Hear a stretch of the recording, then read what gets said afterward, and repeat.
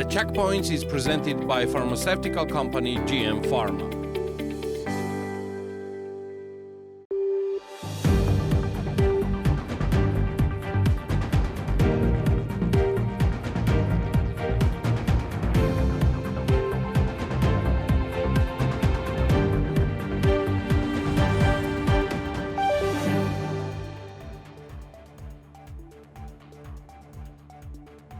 The 14-kilometer two-way Batumi bypass highway, featuring 20 bridges and 5 tunnels, has officially opened. Constructed in full accordance with international safety standards, the highway is equipped with modern lighting systems and provides connections to adjacent villages. The primary purpose of the highway is to reduce transit traffic in the city and enhance the living and recreational conditions in Batumi. The bypass is part of the West-East European route, which begins in Spain, traverses 8 countries and ends in Portugal. This international corridor plays a crucial role in trade relations, tourism and cultural connections. The construction of the Batumi bypass highway was made possible through loans from the Asian Development Bank and the Asian Infrastructure Investment Bank, with additional funding from the state budget. The total cost of the project amounted to 330 million Georgian lari. The deadline for opening Batumi bypass highway has expired 4 years ago. At the auction held on October the 8th, the National Bank of Georgia sold 48,500,000 US dollars with a weighted average exchange rate of 2.7 Georgian lari. According to the MBG, in recent days, a surge in demand for foreign currency has put additional pressure on the exchange rate of the lari. This increase in demand has primarily resulted from large transactions such as scheduled dividend payments. To ease the existing pressure, the MBG opted to intervene in the currency market. MBG also published statistics on reserves for September 2024, which shows that the last official currency reserves were down by 126 million US dollars, amounting 7.4 billion USD. In January-September of 2024, 5,794,000 international visitors arrived in Georgia, making an increase of 4% year-on-year. The Georgia National Tourism Administration reported the increase in international travelers and tourists is also observed in the third quarter of 2024. In the July-September period, 2,773,000 international visitors tripped to Georgia. The increase compared to the same period of 2023 is plus 2.5%. In the July-September period, 1,900,000 international tourist visits were recorded in the country. The rise is around 8%.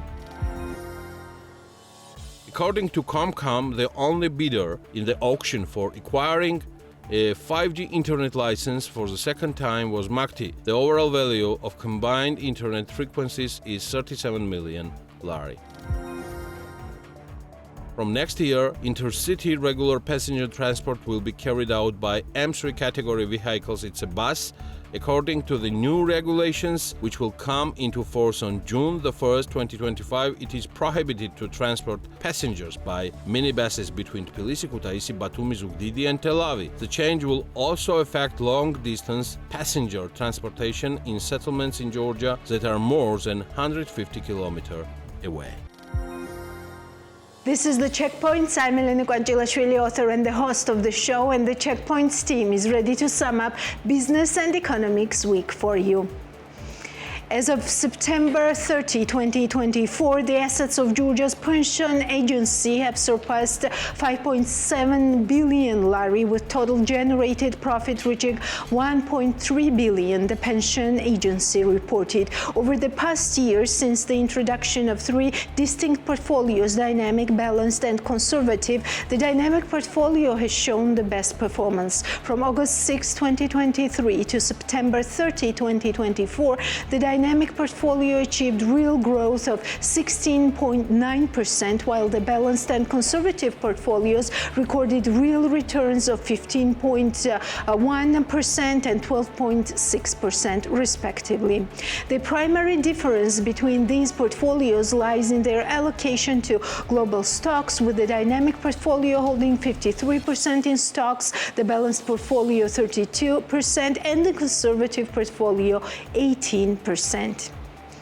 The European Union invested 44 million euros through its EU for Business initiative in 2023 to support the growth and development of small and medium-sized enterprises in Georgia. The significant investment has driven job creation, export growth, and innovation, contributing to Georgia's economic resilience and growth. Over 39,000 SMEs in Georgia were successfully supported through 50 projects last year alone. The impact of these projects has been substantial. There was a notable around 13% increase in turnover among the supported SMEs, which resulted in the creation of almost 37,000 new jobs. Additionally, these businesses generated an extra 200 million euros in income, showcasing the effectiveness of the initiative in stimulating economic growth. In 2023, the average median earnings of employees in Georgia increased by 19% compared to the previous year and amounted to 1,238 lari, according to the preliminary data from the National Statistics of Georgia, Geostat. According to the document, in 2023, the median earnings is 29.9% lower than the average monthly earnings.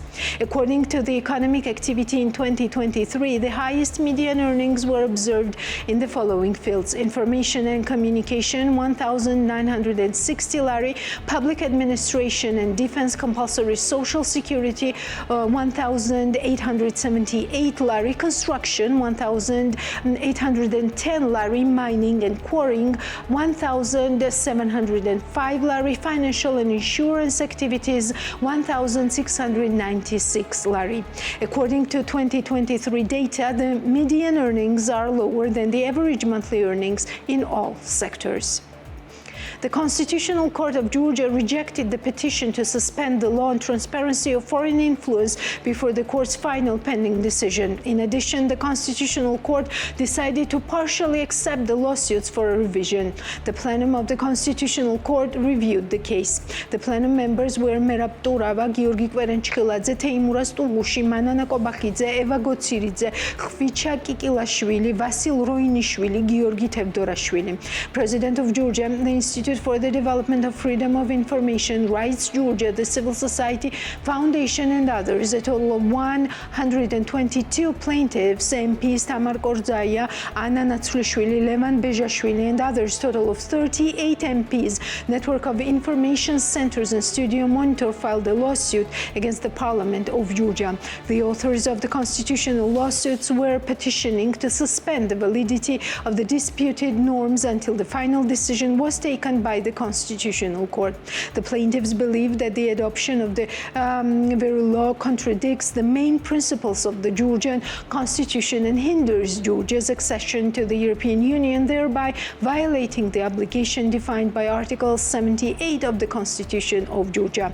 The lawsuits find the law on transparency of foreign influence disputable in defining the registration rule of a subject as an organization pursuing foreign interests and transparency of its activities. The plaintiffs argue that the terminology and other repressive mechanisms, as in the law, cause stigmatization of civic organizations and media outlets, obstruct their activities and goals, and would lead to the termination of their functioning. The Georgian National Tourism Administration on Wednesday said the country had hosted almost 6 million international travelers in the first 9 months of the year, marking a 4.1% year-on-year increase. Additionally, 3.9 million international tourist visits took place in the country during the reporting period, reflecting a 9.2% increase from the previous year. The GNTA said the growth trend continued into the third quarter of the year, with 2.8 million international travelers visiting, in a 2.5% increase from the same period in 2023. The number of international tourist visits during this quarter amounted to 1.86 million, signifying an 8.3% increase compared to the previous year. How did Georgia's businesses do this week? Natia Taktakishvili has all the facts for you. A five-star hotel complex, Le Méridien Sioni Lake Resort and Spa by Arki, will be opened in about a year and a half on Sioni Lake.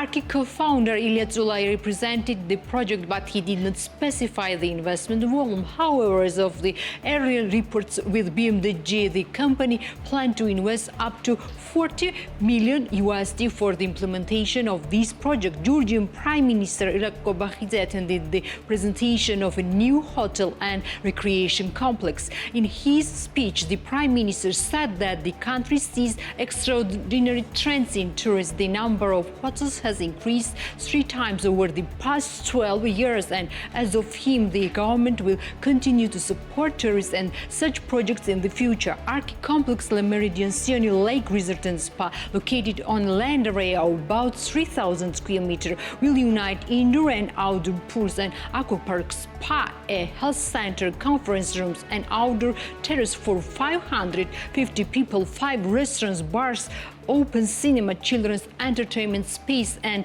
winter gardens. The Le Méridien brand will manage a 126-room hotel. The complex also includes 5 apart hotels, which consist of luxury, art, and modern studios. As Ilya Zulay said at the presentation of the project, some of the apartments have already been built. Apartments are fully renovated, furnished, and equipped.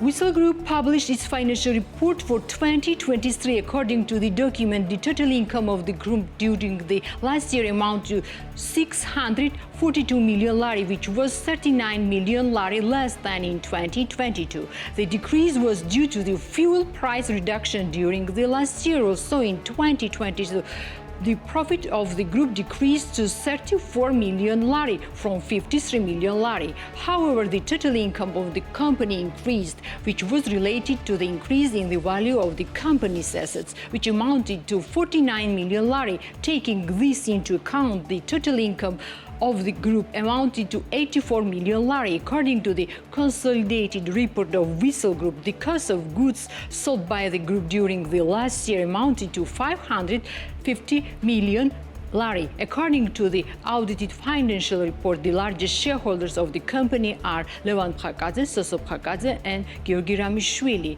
The total assets of the group amounted to 346 million lari. Askaneli plans to open its first hotel in the village of Sanavardo Quareli municipality by next spring. According to him, the investment value of 5-star hotel amounts to $10 million. It will create more than 70 jobs. Trademark collection by Wyndham in Kakheti will have 46 rooms at the first stage, and later 60 rooms will be added. The hotel will feature living and outdoor spaces, a spa center, a fitness club, a full bar, Askaneli restaurant in the second stage. Concert and conference halls will be added. The founder plans to build residential villas on the territory of the hotel as well. Our main goal is to provide a high standards of service to ensure a healthy lifestyle for our guests, comfort and fun. The hotel will include entertainment and relaxation spaces, Askaneli restaurant, a spa and fitness center, a pool and a bar, outdoor spaces for cultural events. The hotel will be affordable for medium and high-income tourists, both locally and worldwide, said Kocha Chhaidze. Chanta & Co., a new online bag store, has appeared on the market for the last 2 months. As the founder of the online store, Naniko Brebrishvili, told BMDG, depending on the demand, she plans to add an exhibition space by next spring. Chanta & Co. is an online store that entered the market in August this year. According to the founder of the company, the idea of importing bags came a year ago during a trip to Turkey. According to her, despite the fact that the store has been operating for 2 months, the demand for the customers has exceeded expectations. importations. I started importing bags from Turkey in August. These are Turkish premium brand semi-handmade vintage style bags. A year ago, while traveling in Istanbul, I found a bag store where I bought a bag, and based on my own experience, I decided to start a business. Within 2 months of operation, I can say that the demand is quite high, despite the fact that in Georgia they still like dark colors. To my surprise, the demand for colorful bags is very high. In the first week of operation, some models ran out, and after a month, I ordered a new batch. The price of waist bag starts from 50 lari and the price of backpack starts from 100 lari, says Gebrishvili. The founder of the company also notes that she plans to start producing bags in Georgia in the future, for which at this stage she is negotiating with several tailors. Winery Barakoni, located in Raja, is working on the expansion of export markets. Gahaber Gordeziani, the founder of the company, told BMDG about this. Wine Barakoni has been operating in Raja since 2016 and offers 7 types of wine to the customers, namely Huanchkara, Tetra, Alexandrouli, Usakhelauri, Twishi and Barakoni. According to the founder of the company has been exporting its wine to Baltic states and Czech Republic for 3 years, and he has sent samples to new markets, namely Germany and Austria. From the side of the export markets, our wine is positively evaluated and we have made an extensive plan. Probably 15,000 bottles of wine will be sent to Czech Republic and 10,000 to the Baltic countries. There is also demand in the local market and we are developing. We have been exporting to the Baltic countries and Czech Republic for 3 years. In addition, we have sent samples to Australia and Germany, and we're waiting for the answer, says Gordeziani. According to him, the company produces 40,000 bottles of a year, although it has the growth potential. Henka Kombucha, a healthy beverage producer, will make its first exports to Israel this year. Georgi Jirkwalidze, the director of the company, told BMDG about this. According to him, the company has already signed an agreement with the Israel market and the first batch should be sent in November. In November, kombucha products will appear on the Israel market. The contracts have been signed and the first batch will be shipped to Israel in November. Israel is one of the strictest markets in terms of standards, and it's remarkable that our product is in full compliance with their requirements, and they are the one who have expressed a great desire to enter Israel market. It should be noted that this will not be a one-time export. They have signed contracts with chain markets, so the exports to Israel will be carried out continuously, the director said. In addition, the company recently launched water with vitamin D, which will be exported to Russia soon. Donkey Farm Irlandia has resumed production of handmade soaps made from donkey milk. The founder of the company, Tornike Tepnada, spoke about this with BMDG. According to him, Irlandia offers the customers market at different premium class products, which is also used for medical purposes. In the Georgian market, handmade soaps with natural ingredients are already available on the market. However, the difference is that our soaps are made on the basis of donkey milk, which is actively used for the production of premium class cosmetics, including soap, shower gel, and etc. The product contains various useful vitamins, minerals, proteins, and microelements, which are actively used to make soap. It has an anti-allergic effect and it's used against various skin diseases, explains Tornike Tepnadze. According to the founder, Irlandia makes 9 types of soaps with different natural additives: coconut, cocoa, oils, and essential oils. Cosmetic soap is sold on Irlandia Facebook page, and the price of one piece is 20 lari. As the company explained to BMDG, the demand for the product is very high. Irlandia, the first donkey farm in Georgia, was established in 2016 in the village of Gamarjeva. Today, the farm has about 80 donkeys, and the daily yield of milk is 20 liters during the season. The founder notes that the price of 1 liter of milk has not changed since the day of establishment, and its cost amounts to 60 lari.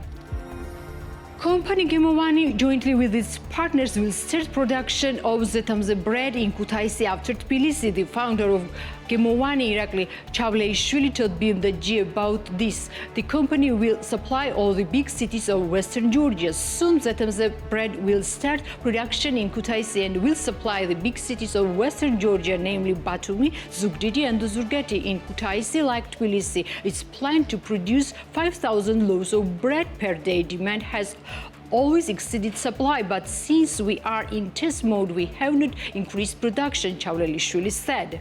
Company Zetemze Georgian wheat bread has been operating in the Georgian market since 2015. The company's products is 100% Georgian products baked only with flour made from Georgian wheat varieties. It doesn't contain intensive yeast and artificial additives. Hello again. Thank you for accepting our request for the interview. What are the current achievements and challenges in the development of internet infrastructure in Azerbaijan, Georgia, and Armenia? So recently, GSMA published a report. It's called Closing Digital Divide in South Caucasus and Central Asia. So our focus was actually these three countries and the countries of Central Asia, and also the development of mobile technologies there. I would say that the mobile penetration and the penetration of mobile internet is rather high in our region. If we watch from the coverage perspective, 99% of the territories of Armenia, Azerbaijan, and Georgia are covered with mobile internet networks. But still we have the usage gap, right? That is, depending on the country, roughly from 20 to 30%. It means that people live in the areas that are covered by mobile networks, but they don't use it for different reasons, right? And also, I would say that affordability of the communications is rather good in these countries. So in terms of the prices for the connectivity, they are one of the lowest in the world. So, and the governments and private sector, they have a number of different initiatives, right, of stimulating digital development in the countries. It applies both to the government programs and also to the private initiatives, right? So we can speak about some examples later on, but yeah, I would say that the countries are going in the right direction. Of course, they are not the leading countries in the world in terms of mobile connectivity, but I would say they are on a good path. And later on, I will also elaborate on mobile connectivity index from GSMA, how we evaluate countries based on their development. Which government or any private initiatives have been most successful in improving internet access in these three countries? I wouldn't want to highlight only one country, right? There are projects in each and every country, right? So, for example, there is an interesting initiative now in Azerbaijan. They have a joint project, Azertelecom with Kazakhtelecom, of building the fiber under the Caspian Sea, right? So it would be a new digital route. They call it digital Silkway, the new digital route from Europe to Asia. There are a number of initiatives in Georgia, for example, the Digital Georgia strategy focusing on enhancing digital infrastructure and services. In Armenia, collaboration between government and telecom operators to improve network coverage. And we can speak about 5G auctions that took place in Armenia and Georgia recently as well. How significantly does the availability and quality of internet differ between urban and rural areas in these countries? So if we look at the coverage, for example, right, as I mentioned, 99% of the countries are covered by mobile networks. But at the same time, if we look at the latest technology standards like LTE or 5G, it's only big cities that are covered. LTE is better, right? Because LTE we also have in rural areas, but not like 99% of the country is covered. And this is happening in many parts of the world due to obvious reasons. Economically, sometimes for operators, it's not really necessary. They don't have a business case to go into the rural areas, right? And they have a big capex and opex investments, but the return on investment is not that high in rural areas. And of course, it's important for the government to stimulate the infrastructure development in those areas, right? And as I mentioned in our report about closing digital divide, we share some of the good examples, right? How government can stimulate this. Sometimes it's going through different policy initiatives. For example, in Kazakhstan, they had a policy initiative called 250 Plus. It's a government initiative to build internet connectivity in rural areas and small settlements where more than 250 people live. And the government of Kazakhstan, they provide big discounts on spectrum fees for the operators that are building networks in rural areas, up to 90%, right? So it's a good example of the initiative, how government can stimulate the deployment of digital infrastructure in rural areas. And it can be also done via public-private partnerships. In many countries, there are universal services funds, and operators, they contribute part of their revenues in those funds, right? In some countries, these funds work good. In some, they don't, depending on how those funds are designed and how good they are monitored and how good, the distribution of funds is happening. What steps have already been taken to implement 5G in Azerbaijan, Georgia, and Armenia? What are the main obstacles related to 5G implementation in the South Caucasus? If you look at the 5G development in those three countries, worth mentioning that Georgia and Armenia already had 5G spectrum assignments. That's a first step in order to make 5G live in those countries, right? So in Georgia, one operator got spectrum licenses for 5G, and it received the spectrum in different bands. Worth mentioning that they received in low band, lower than 1 gigahertz, and also in the mid band. It's important to keep the balance between different bands while assigning spectrum for 5G, right? So in order to have good speed and also good coverage, right? So as I mentioned, Armenia and Georgia already had some initial steps in this domain. It's important for regulators not to consider 5G auctions as the way to attract money into the budget. It can be one of the reasons, but also there should be always a balance that operators still have enough money to invest in the 5G development, right? And it's important for the governments to stimulate operators to build networks of the latest standards. In Azerbaijan, operators, they are now conducting the trials, 5G trials, so they have certain hotspots in the big cities of providing 5G services, but still it's done not on the commercial basis yet. Further, can you talk about your predictions regarding the time frame for the widespread adoption of 5G in the region? So as I mentioned, I would say that operators are pioneering 5G at these countries at the moment. And we know that there are countries like South Korea, for example, where 5G coverage is almost, 100% already, and most of the users, use 5G services. But so a lot of factors play here, and according to our predictions from GSMA, now around 1% of the users in the broader Eurasia region, right? I would say it's South Caucasus, Central Asia, Russia, Belarus, right? Around 1% of users, 5G adoption is 1% at the moment, but according to our forecast, it will reach up to 40% by 2030, right? So we will see massive 5G adoption in the coming years in the region. And of course, operators are driving 5G as they are the one who launched the service. And, it's a chicken and egg problem. As soon as you have 5G services, you will have new applications, you will have new applications in B2B domain. So it will stimulate certain economic growth and certain development of technologies in the region. What are the positions of Azerbaijan, Georgia, and Armenia in global ranking in measuring the quality of mobile and broadband internet, and how it changed through the past few years? Which countries lead these rankings and why? Yeah, so I will mention few ratings, right? For example, one rating is from GSMA that I already mentioned. It's called Mobile Connectivity Index. And we evaluate countries based on their digital development in a number of aspects. First is the infrastructure, right? How well the infrastructure is developed, how much spectrum is assigned for mobile technologies and so on. Second is affordability, how affordable the mobile technologies for population, not only mobile like tariff plans, but also the smartphones or devices, where the population have enough money to buy those devices, right? The third one is the basic digital skills from the population. where the population have digital literacy. And the fourth one is the services and whether there are local services, because very often local services, they stimulate the usage of digital technologies. For example, e-government services might stimulate the usage of the internet in rural areas. And also it's important that those services are secure for the population, right? Because there are a lot of fraud these days, so it's important that the networks are secure. So we evaluate based on those four criteria, and there are a number of parameters.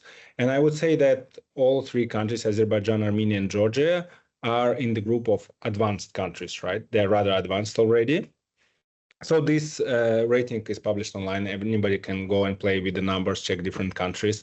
So they are advanced. There are also countries that are leaders, right? Such countries as US, I don't know, South Korea, Singapore, I don't know, Switzerland, UAE, right? Of course, those countries are on the forefront of launching different technologies.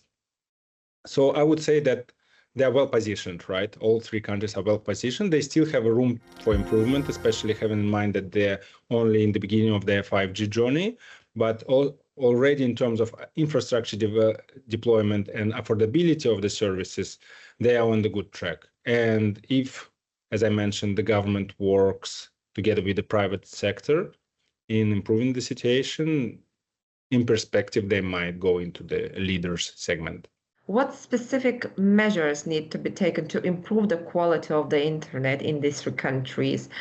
Which investment and technologies are the most prioritized? I would say that the situation with the mobile technologies and mobile technologies industry is roughly the same in many parts of the world, right? So operators bear huge investment burden, right? So they need to invest into the networks.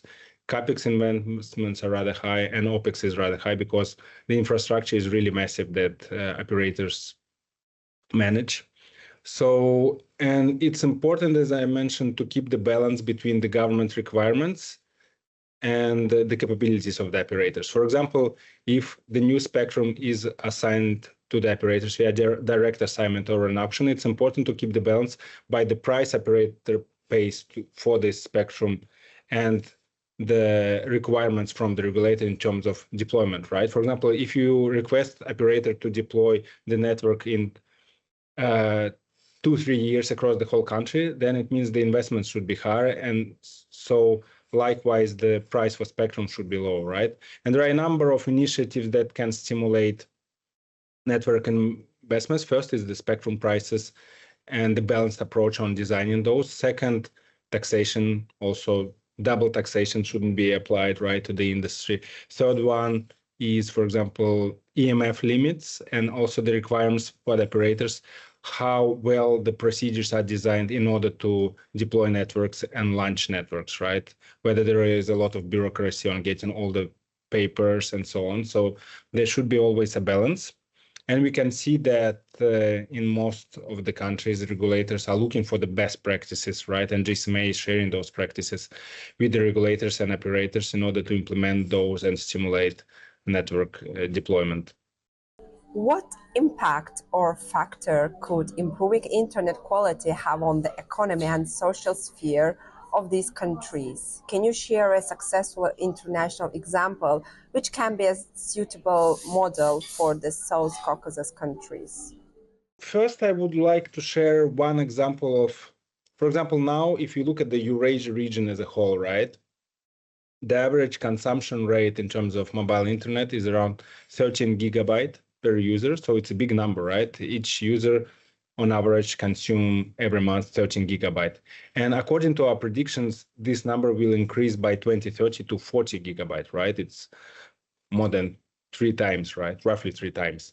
Yeah. So, and it means that the operators needs to meet those requirements from the users, right? And expand their networks accordingly. That's the first thing.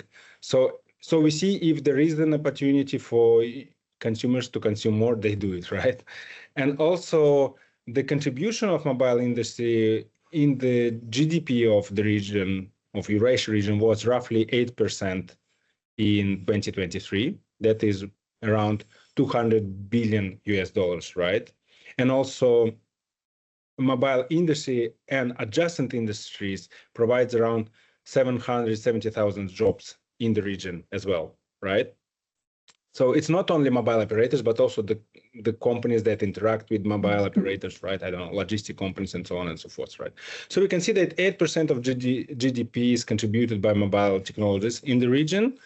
And according to our prediction, if the expansion is continuous, this number might increase, right, by few percent by 2030. And it's happening all over the world.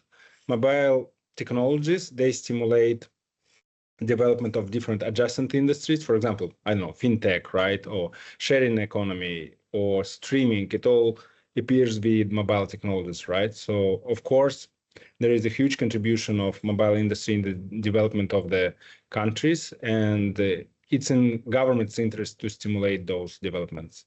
What role does GSMA play in the development of mobile infrastructure in Azerbaijan, Georgia, and Armenia? So we interact with our members. All the operators in those countries, right, are members of GSMA.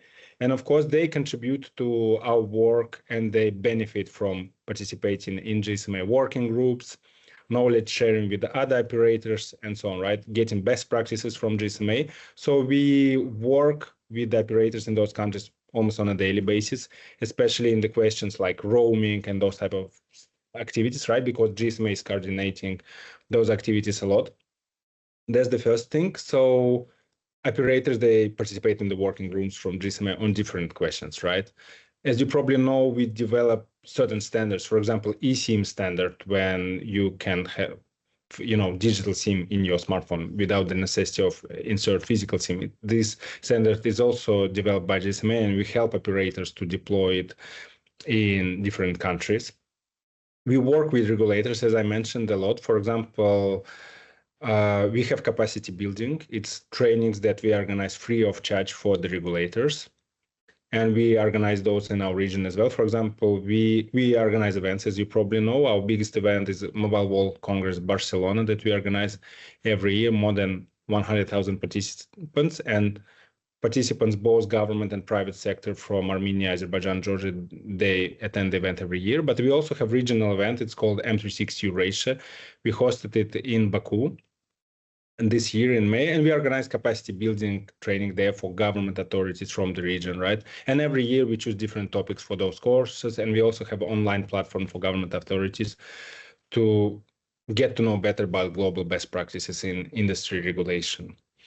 Yeah, so these are the main areas, I would say. And of course, if there are specific questions from time to time, we organize workshops with both regulators and our members, mobile network operators in those countries, to address certain questions. And it might be some advanced technologies like 5G or some legacy technologies. I don't know, VoLTE, for example, is still being deployed in our region, right? Do you think that the acknowledgement about, you know, the latest trends in the Azerbaijan, Armenia, and Georgia, like their acknowledge about the technologies, latest technologies? As I mentioned, the stakeholders from these countries, they participate in global events. They meet with their peers from different markets, right? From Europe, US, I don't know, Middle East or Asia. And yeah, so I would say no issues with this. The world now is so well connected that getting access to the information is not an issue, right? You only need to want to get one. And I would say that both government stakeholders and stakeholders from the private sector from those markets, they always very proactive in, you know, engaging with organizations like GSMA and as I mentioned, their peers from other regions, or with organizations like ITU, right? So to get the latest information, to get global best practices and implement them in their markets. According to Geostat, in 2023, compared to the previous year, the volume of business sector turnover increased by 12.6% and amounted to 204.6 billion lari. The increase was observed in the production value of the business sector as well. In 2023, production value equaled around 78 billion lari, which is 8.5% more year on year. The same year, large businesses generated 66 26.8% of total turnover, while medium-sized businesses generated 15.3% and 17.9% was generated by small businesses. A distribution was slightly different in case of total production value. 46.1% was on large businesses, 24.6% on medium, and 29.3% on small businesses. In 2023, total purchases of goods and services carried out by enterprises equaled 100.9 billion lari year-on-year, which is 77.5% more, while the purchase of goods and services for resale amounted to 71.2 billion lari year-on-year. That's 8.2% increase. The same year, the average number of persons employed in the business sector equaled 823.6 thousand, which is year-on-year 5.7% more than the previous year. Out of the total number of persons employed, 43% were female and 56% were male. Large businesses employed 40.4% of the total number of persons, while around 20% were employed by medium and around 40% by small businesses. The total number of employees amounted to 771,500 year-on-year, 6.2% more. The total personnel costs of enterprises equaled 17.2 billion lari year-on-year. That's around 21% increase.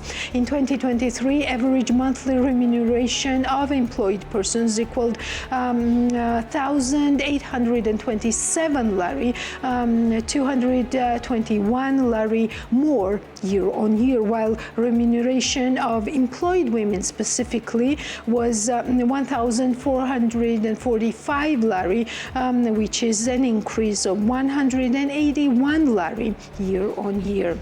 In 2023, the trade sector, including repair of motor vehicles and motorcycles, has the highest share. That's around 38% in the total turnover in business sector, followed by arts, entertainment, and recreation with around 31% share, manufacturing with around 8%, construction with around 6%, transportation and storage with around 5%, and other sectors with around 12% share. Trade 19.7% and manufacturing 19.5%, construction 17.3%, and transportation and storage 9.1% held the top 4 places in the business sector by production value. Rest of the sectors had 34% share.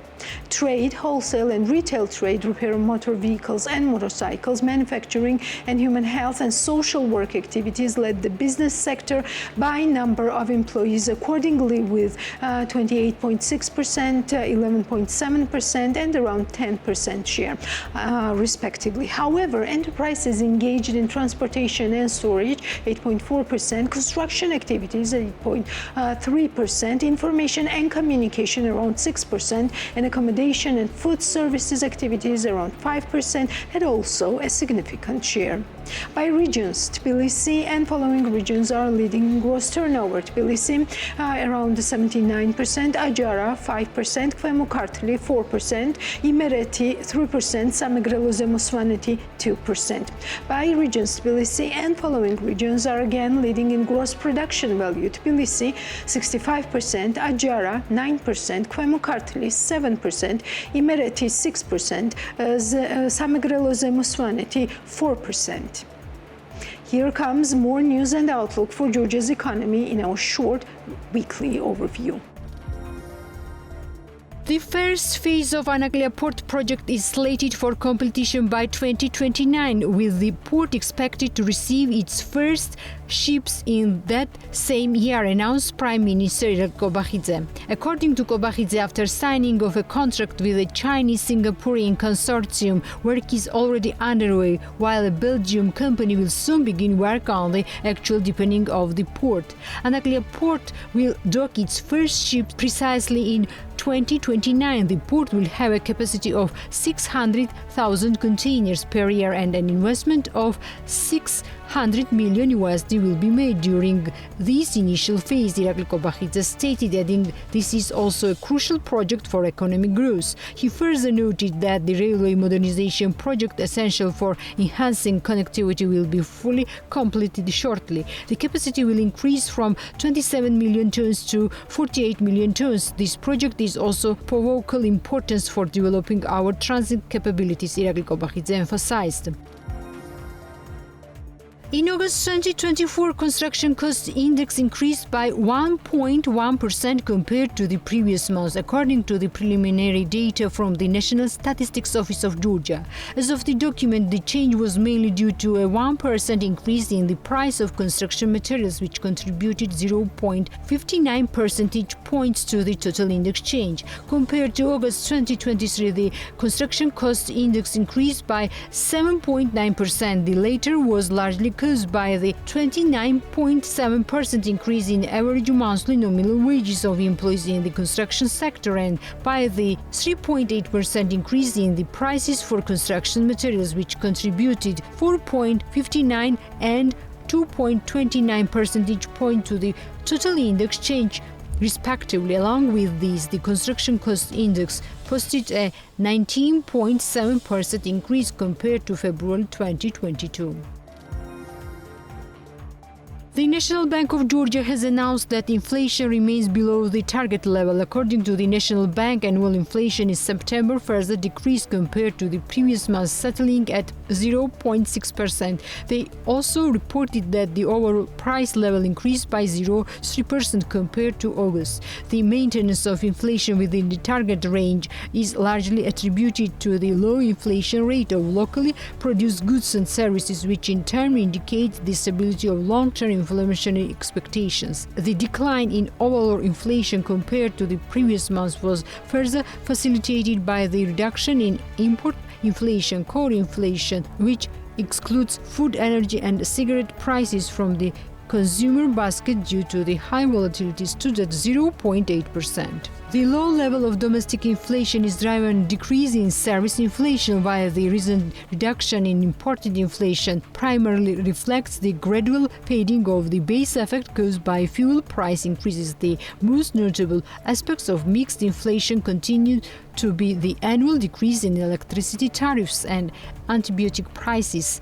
Service inflation decreased to 1.6% in September. As mentioned, the gradual reduction in several inflation is largely related to the finish of base effect. Additionally, the decrease in service inflation was significantly influenced by the reduction in interest costs in July-August, the National Bank of Georgia report states. No residential building is planned to be built on the former territory of Hippodrome, where the charity foundation Kartu is carrying out the works of arranging the city park, Tbilisi Mayor Kakha Kaladze said in response to a relevant question. As he mentioned, the building construction project is being implemented on Tamarashvili Avenue, and it has on contract with the mentioned area. The area has nothing to do with the racetrack because the mentioned project is being implemented on Tamarashvili Avenue. The former area of Hippodrome will be one of the best recreation space, which Medina Ivanishvili and her family are implementing as project. It will be one of the most important green spaces for relaxation, recreation and entertainment. We welcome the implementation of the mentioned project. The municipality will always support the arrangement of this space in every possible way, said Kakha Kaladze. As for the deadline for completion of the works, the mayor of the capital noted that certain changes were made in the project at the request of population. Some changes were made in the project. We also provide information about this to the public on the part of the population. There was discussion that, for example, Japanese and French gardens should not be arranged in the area and more space should be given to meadows. This decision has been made and some corrections have been made in the project, Kaladze said.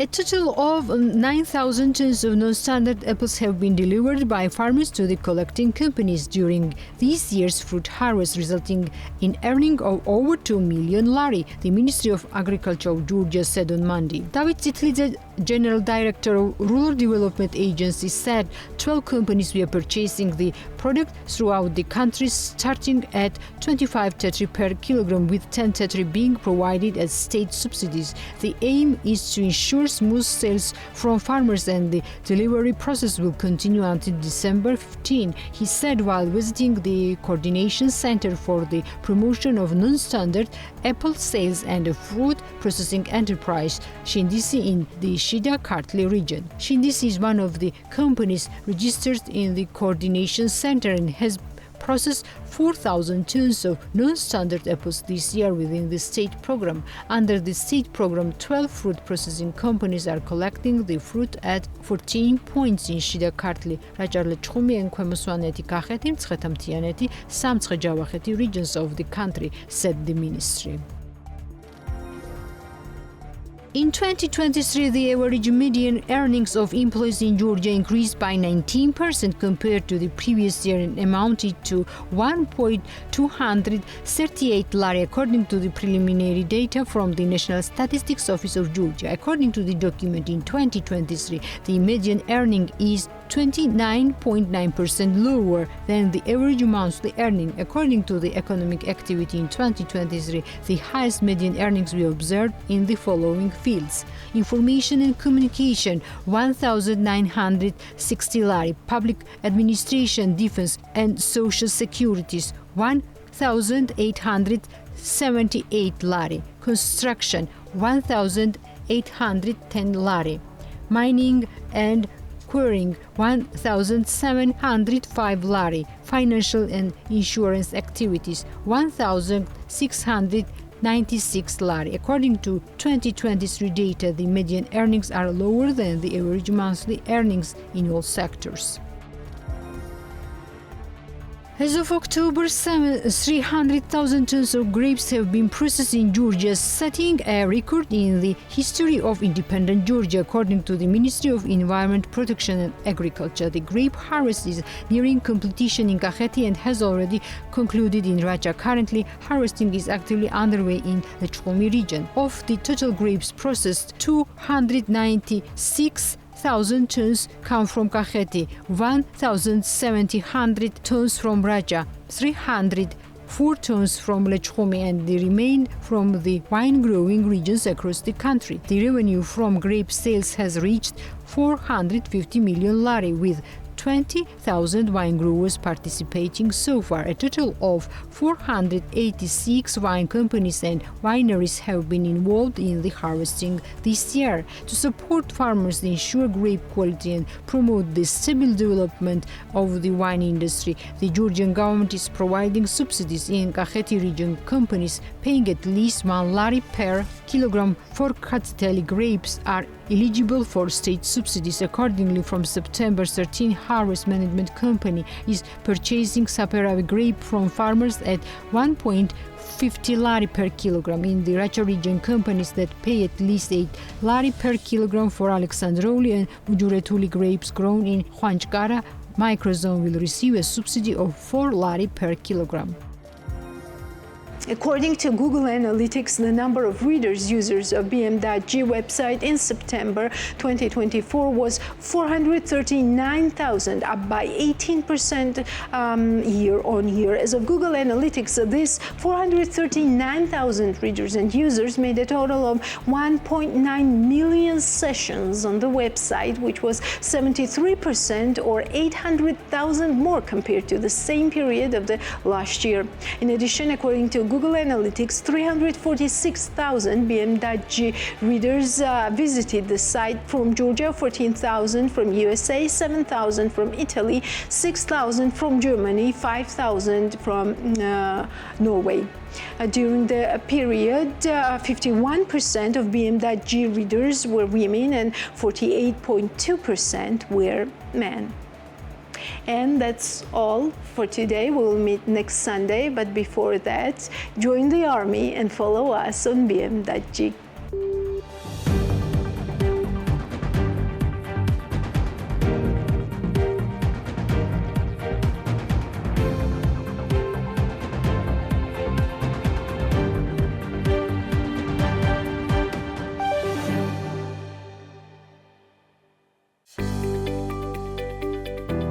The The Checkpoints is presented by pharmaceutical company GM Pharma.